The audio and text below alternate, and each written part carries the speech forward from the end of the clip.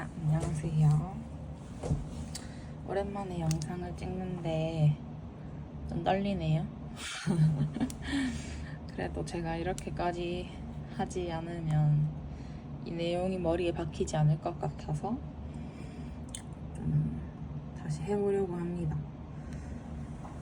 네, 이번 영상에서는 문제 해결 학습과 프로젝트 학습부터 시작을 하겠습니다.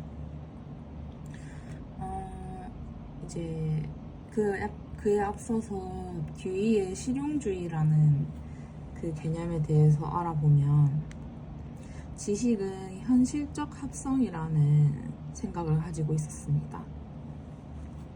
그래서 환경적 자극과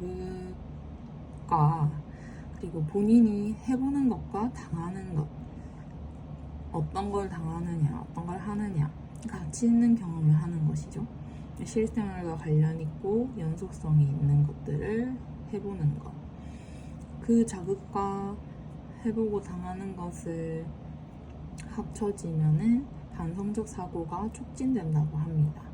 그래서 이 반성적 사고를 통해서 문제 해결법과 지식이 파생되어져 나올 수 있고, 반성적 사고의 5단계는 문제 상황 인식 단계, 문제의 확인 단계, 가설의 설정 단계, 가설의 결과에 대한 예측 단계, 결과에 대한 검증 단계, 이렇게 5단계가 있습니다. 그럼 이에 기반하여 문제 해결 학습은 무엇인가? 이 반성적 사고를 통해 문제 해결법이 나온다고 했죠? 자, 문제 해결의 의미, 현재 상태에서 목적 달성을 위해 진행되어가는 복잡한 인지 과정, 여러 단계를 거쳐서 만들어진다고 합니다. 결국 이제 현재 상태, 자극이 없고 뭔가 내가 알고 있는 지식이 부족한 가운데에서 이제 목적 달성, 교육 목표를 달성하기 위해서 진행돼가는 과정이라고 할 수 있죠. 그래서 문제 해결 단계에는 이제 처음부터 살펴보면 문제 확인, 문제 상황을 인식하고 문제를 야기하는 상황에 내포된 조건들이 무엇인지 파악하고 문제의 정확한 성격을 규명하고 정의를 합니다. 이제 정확한 성격을 규명하고 정의하는 것까지가 문제 확인입니다. 그리고 정보 수집, 정보를 수집하는 것, 해결 방안을 찾기 위해 필요한 정보를 수집하고 실제 문제와의 관련성을 검토합니다. 얼마나 관련이 있는지 확인을 해보고 그런 정보만을 수집하는 거겠죠. 다음으로는 문제 해결 계획 및 계획 실행. 이걸 어떻게 해결할 거냐, 어떻게 하면 해결을 할 수 있을까, 해결하는 그 방법에 대한 계획을 세워보자 라는 거죠. 그래서 수집을 이전에 했으니까 그 수집한 정보를 활용하여 여러 가지 가능한 대안들에 대한 목록을 작성하고 각각의 장점 및 단점을 비교 분석하여 최선의 문제 해결 방안을 선택합니다. 그래서 문제 해결의 가장 성공의 가능성이 높은 것으로 선택된 해결 방안을 문제에 적용하여 문제 해결의 결과를 얻어야 합니다. 그러면은 그 결과에 대해서 평가하고 수정하는 단계가 있습니다. 이제 학생들이 선택한 해결 방안을 가지고 기존에 이제 제시해줬던 문제에 대한 해결 시도 후에 그 해결책이 실제로 효과가 있었는지 알아보기 위한 평가입니다. 만약 문제를 해결하지 못했으면 원인을 찾아서 또 다른 방안을 시행할 준비를 합니다.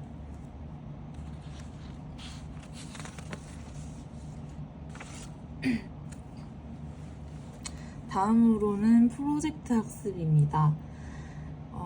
방금 이야기했던 듀이의 문제 해결 학습에서 발전시킨 학습법인데요. 이거는 킬패트릭이라는 사람이 만들었습니다. 프로젝트 학습의 의의는 교사가 제시한 주제 내에서 학생들 스스로 실제적인 과제를 선정하고 이를 완성하기 위해 다른 학생들과 협동하여 조사하고 탐구하여 그 결과물을 만들어 발표하도록 한다고 합니다. 그래서 문제 해결 학습과 좀 차이점이 그 발표하게 하는 거, 그리고 실제적인 과제 안에서 문제 해결하는 것들, 협동하고 조사하고 탐구하고. 이 프로젝트 학습의 특징은 학습자가 선정한 과제 중심으로 진행을 합니다. 문제 해결 학습은 교사가 오늘은 이것에 대해서 문제를 해결해 봅시다 하고 과제를 정해주지만 이제 교사는 이제 넓은 범위의 주제를 그냥 하나 제공해주면 그 안에서 자유롭게 자신들이 생각을 하고 프로젝트를 진행할 과제를 선정합니다. 그래서 자유도가 굉장히 높죠. 그래서 학습에 대한 학습자의 책임을 강조를 할 수 있습니다. 전 과정에서 의사결정권을 행사를 할 수 있으니까 동시에 책임감도 이제 가질 수 있습니다. 주제, 문제, 쟁점 등에 대한 탐구 활동, 표현 활동도 하고요. 이것은 과정 중심 교육 과정입니다. 교사는 학습 준비에서 해야 할 일들은 주제를 만들어낼 때 국가 교육 과정의 성취 기준과 학교의 교육 목표를 분석하여 이 주제를 추출해냅니다. 근데 또 그 주제는 학생들이 관심을 갖고 있는 것이어야 하고 이제 그 학생들의 창의적 문제 해결 능력과 같은 미래 핵심 역량을 길러주는 데에 적합한 주제를 추출해야 합니다. 또 교육과정 재구성의 입장에서 보면 교사 자신의 교육과정을 제작을 해야 합니다. 그래서 교과 내의 내용을 조정하거나 교과 간의 통합을 하거나 교과의 창의적 체험 활동과의 연계 등등의 방법이 있습니다.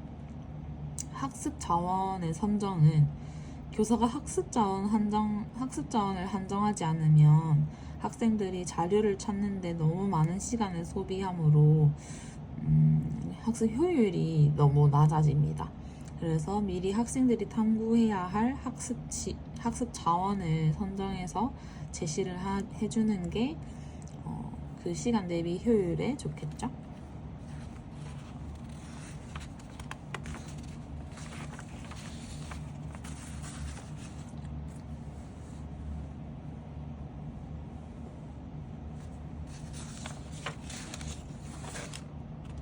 이 프로젝트 학습 중에 학생들의 핵심적인 활동에 대해서 알아볼게요. 학생들은 과제를 선정하고 학습 활동을 계획합니다.